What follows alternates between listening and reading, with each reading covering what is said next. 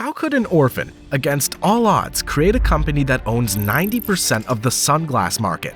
It doesn't matter if you want to buy sunglasses from Ray-Ban, Oakley, Armani, Ralph Lauren, or Prada, you'd see the same manufacturer on the label, Luxottica.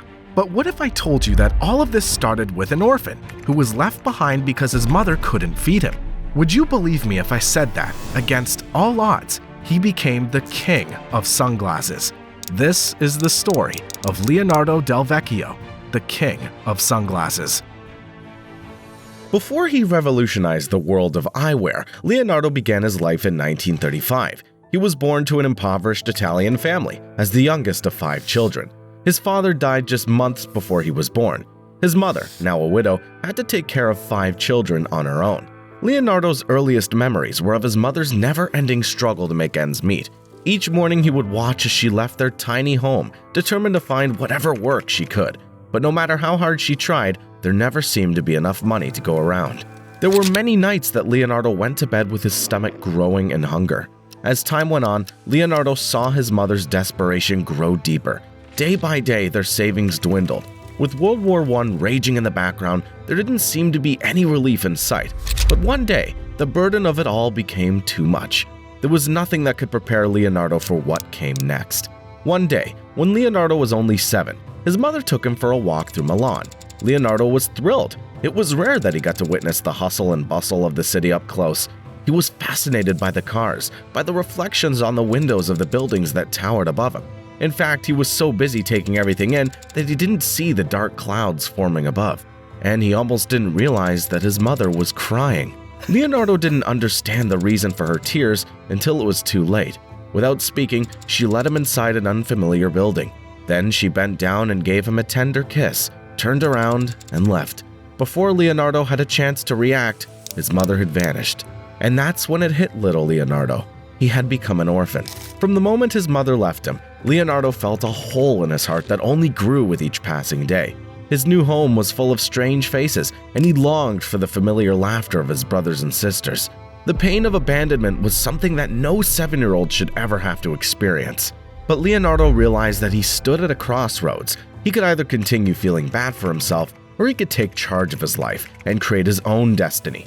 And he was fed up with feeling bad. Little did anyone know that he'd go on and build an empire. Filled with newfound hope, Leonardo set out to plan a brighter future for himself. As soon as he was able to, he went out into the world to find work. And at the age of only 14, Leonardo took a job in a car and eyewear parts factory. Conditions at the factory, though, were far from great. Workers had to endure long hours in a dangerous work environment, and Leonardo would unfortunately learn firsthand how dangerous things could be. One late night at the factory as Leonardo was finishing up, a machine malfunctioned. Before he knew what was happening, the machine tore into his hand, slicing off part of his index finger.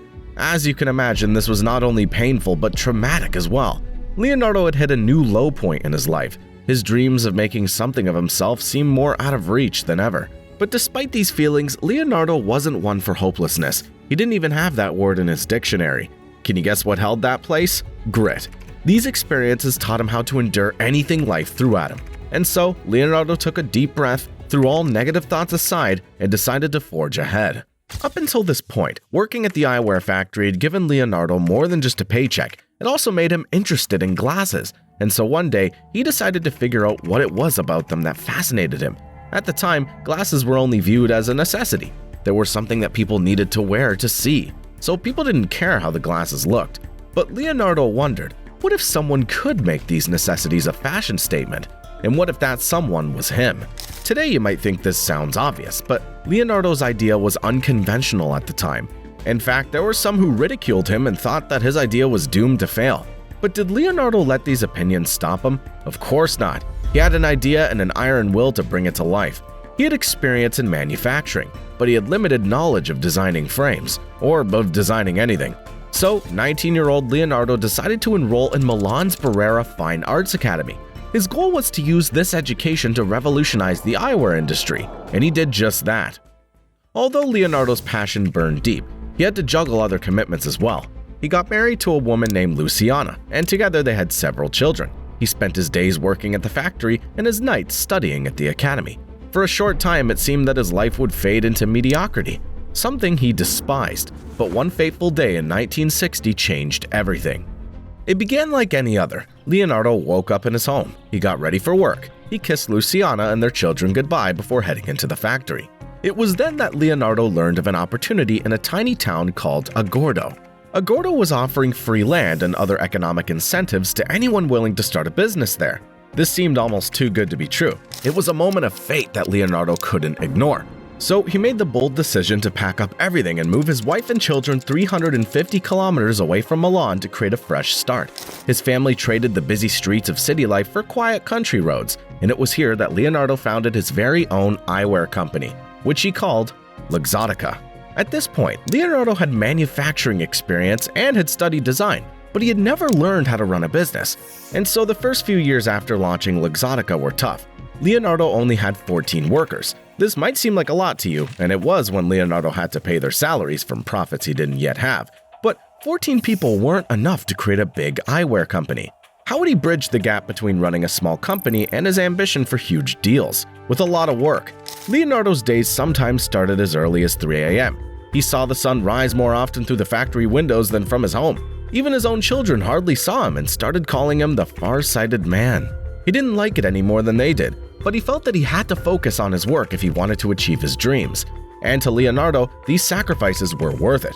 Through his hard work, he slowly built up Luxottica's manufacturing capabilities. In its early years, the company mainly focused on producing accessories and components for local eyewear manufacturers. A major turning point came when Luxottica turned towards producing its own line of eyewear. Following heavy investment in technology and design, the Luxottica eyewear line was launched in 1971. From that moment on, the company's growth took off. Later that year, Luxottica started manufacturing contacts. 3 years after that, Leonardo bought Scarone, a company that helped distribute his products, and in 1981, Luxottica set up shop in Germany as well. Business was booming, but the real game changer came in 1988. The evolution of glasses into fashion statements got Leonardo the greatest deal of his life, to develop a line of luxury eyewear for the iconic Giorgio Armani brand. This was a huge moment for both Leonardo and Luxottica. It proved his theory that glasses weren't just something you wore to see better, they could be a fashion statement too. The result of this extended far beyond the deal with Armani. It paved the way for licensing agreements with nearly all the major fashion brands. By this point, it should be clear to you that Leonardo's not a man who's easily satisfied. Leonardo was happy about the contract with Armani, but it still wasn't enough. Instead, it made him hungry to push Luxottica to even greater heights. Over the years, other stylish and successful eyewear brands have emerged, including Ray-Ban. Leonardo knew it would be challenging to compete with these companies the conventional way. He thought that the only way to win against them was to acquire them. And what was a better way to do that than by going public on the New York Stock Exchange? In 1990, when he was about 55, Leonardo did just that. This was no small feat. In fact, at the time it was rare for a mid-sized European company to be listed on the New York Stock Exchange. But Leonardo, as we've seen by now, wasn't afraid to push boundaries. Going public meant that his company now had access to almost unlimited capital, and could go on that eyewear acquisition spree that Leonardo had dreamed of. Wasting little time, Leonardo began a series of strategic moves. He started with the acquisition of US Shoe in 1995. Why a company that owned shoe brands? Because US Shoe owned LensCrafters, the business that Leonardo really wanted. They weren't interested in selling only that part of the company though, so Leonardo ended up buying the entire parent company for $1.4 billion, with a plan. He was so determined to make this purchase that, in a last-minute, tense negotiation, he increased his initial offer from $24 to $28 per share. US Shoe agreed, and Leonardo was thrilled. Now, Leonardo found himself the new owner of US Shoe, but he was interested in LensCrafters, so what did he do? Well, Leonardo instantly sold off every other part of the company. In other words, he spent $1.4 billion just to buy out his competition, which was LensCrafters.